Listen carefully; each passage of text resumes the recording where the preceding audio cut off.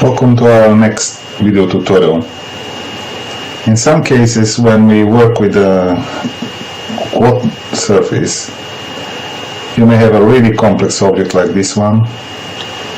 If I press space to see the shape, this is a complex surface which you can build manually, and then you have a lot of quads connected.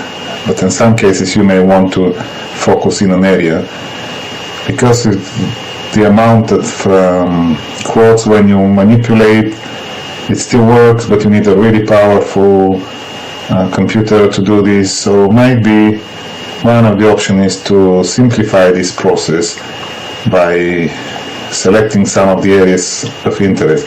So I'll just select partially where I want to focus, let's say here, then I right click and I can hide selected.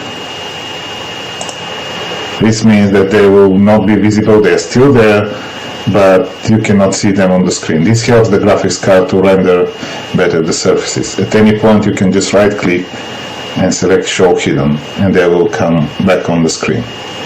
These commands are also accessible from the command toolbar here. In some cases we may only need to work here in this area, so it's more convenient if I just right click and say isolate.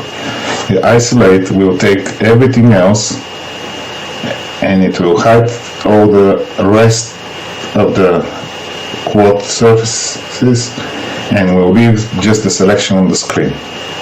So now I can easily move the object and I can just move the surface and build it fast and nicer and to achieve a good result.